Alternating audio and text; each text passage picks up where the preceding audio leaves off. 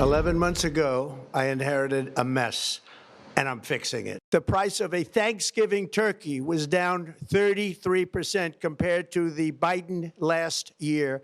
The price of eggs is down 82% since March, and everything else is falling rapidly.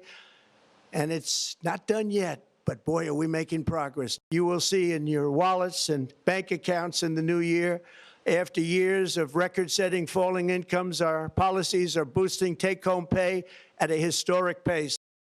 All right, President Trump touting a strong economy in his address last night and pledged to lower prices even more in the new year. All of this as a lighter-than-expected inflation report came out today. And it looked pretty good. It sent the market into rally mode. The Dow up 172 points. It cooled unexpectedly in November. Ari Fleischer is joining us now, Fox News contributor and former White House press secretary. Certainly, Ari, this report would back up the president's claims that, prices are cooling. They're coming down. Inflation is cooling. I'm looking at oil down 26% since he took office. Gas down 7% since he took office. I mean, so he took to the stage, rightly so, Ari, to tout these big economic wins? Yeah, last night was a good start for the president, but it's just a start. And when you're the president and you give a speech like that, there is no better feeling than the next morning to have the economic data come out and back up the things that you're saying. What the president needs to continue to do is keep his foot on the economic gas and focus on the economy. And then every day when the data comes out either about wages going up or inflation coming down, the White House needs to have an event that day to heighten attention to that fact. That is the proof in the pudding. What the president has said last night about a boom is coming true. And the fact is, it does come down to the data. Either the numbers are there to back up what the president is saying or they're not. And if they're not, the president and Republicans are in big trouble. If they are there, 2026 is going to be a great year. Well, Kevin Hassett must have woken up feeling like just that, like this is a report that backs up what he had the president saying last night. He gaggled earlier on the new report. Listen.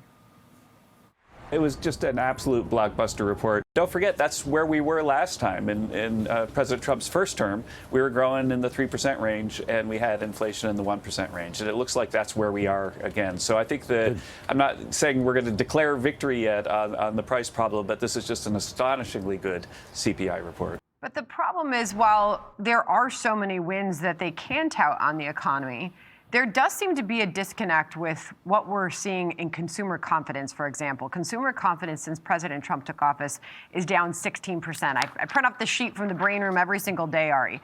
And there is still this growing disconnect there. And that is giving Democrats an opportunity to claim the president is in a bubble. This isn't what people are feeling. Chuck Schumer went after the president on his speech last night. Listen. For 18 minutes, the president last night tried to convince Americans the sky is green, that trees can walk. He yelled at the camera and said that things are somehow going great, even though costs are up. The only thing Americans saw last night was a very rich president trapped in a bubble, forced by his advisors to give a speech. I hear that and I think, well, where's the acknowledgement? I mean, are Republicans getting the messaging right? Because there's an opportunity to respond to that, to say the prices are up. The prices ran up under the last administration. And President Trump did say that last night. He was talking about car prices up 22% under the last presidency. Gas was up 30%. Hotel rates were up 37%. Airfares were up. It's tough to get those prices down, but that's what the president said he's still working on. Couple things, Sandra. First of all, there is a risk in exaggeration when you're the president. If you hit a triple, don't tell people you hit a home run. People know the difference. And the president does like to round things up as opposed to more precisely describe them. But a couple other factors. One, tariffs has been choppy. Tariffs has always been a gigantic roll of the dice. I happen to think it's a good idea and that it's working, but it has been choppy, and people have to recognize that. It takes time to sort out. But the real problem that the president has and the economy has, the American people have, is that when inflation was as high as it was in the Biden years, something that cost $100 went up to $109.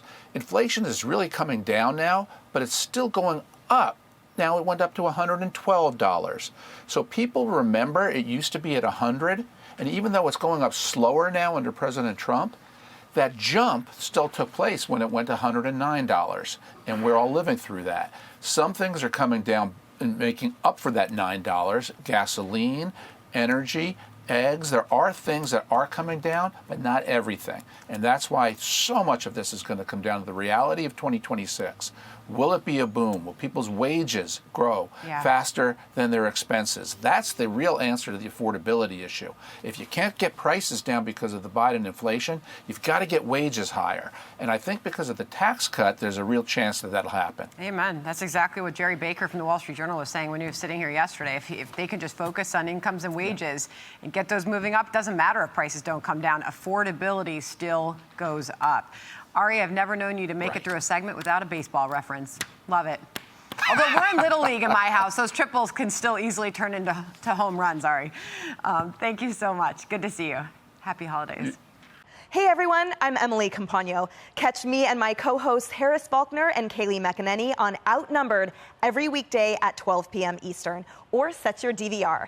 Also, don't forget to subscribe to the Fox News YouTube page for daily highlights.